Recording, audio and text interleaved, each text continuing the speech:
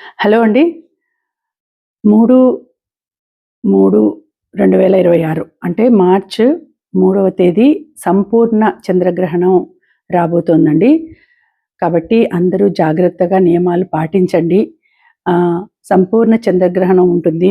మధ్యాహ్నం 3:19 నుండి అది పడుతుంది. తర్వాత విడిచే సమయము సాయంత్రం 6:46 46-50 మధ్యలో అప్పుడు విడుస్తుంది అని పెద్దలు చెప్తున్నారు. కాబట్టి జాగ్రత్తగా ఉండండి అందరూ. సింహరాశి వాళ్ళకి, కర్కాటక రాశి వాళ్ళకి దోషం ఉంది అని చెప్తున్నారు. నక్షత్రాలలో పుబ్బా నక్షత్రము, ఉత్తరా నక్షత్రము, మఖా నక్షత్రం వాళ్ళు కొద్దిగా జాగ్రత్తగా ఉండండి. అలాగే కేతుదశ, రాహుదశ జరిగే వాళ్ళు కూడా జాగ్రత్తగా ఉండాలండి. ఆ సమయంలో మీరు ఏదైనా నామజపం, దేవుని నామజపాలు చేసుకుంటూ మనసులో దేవుణ్ణి అనుకుంటూ ఉంటే మంచిది.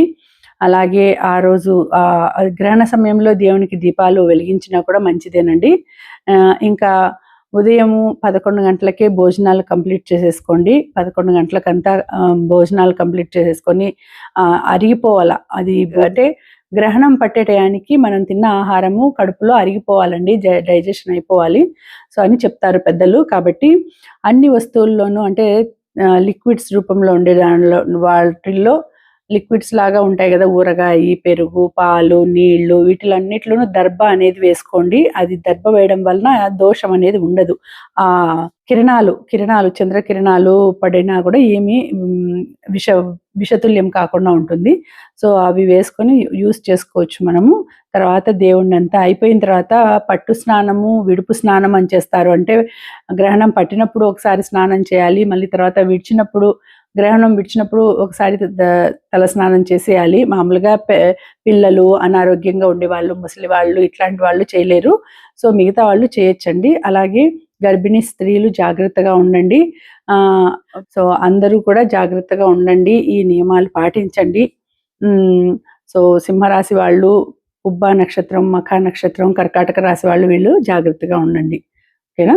గ్రహణం విడిచిన తర్వాత దేవుని రూము, పూజా రూమ్ అంతా కూడా శుద్ధి చేసుకున్న తర్వాతే, ఇండ్లంతా కూడా నీట్గా శుద్ధి చేసుకున్న తర్వాతే ఆహారం వండుకోవాలండి. ఆహారం 7 గంటల పైన, 7 గంటలు 7:30 పైన ఆహారం వండుకొని తినాలి. ఇవన్నీ కూడా నియమాలు పాటించండి. Thank you. ధన్యవాదాలు. ఓకేనండి. నమస్తే. శుభం భూయాత్. శ్రీమాత్రే నమః.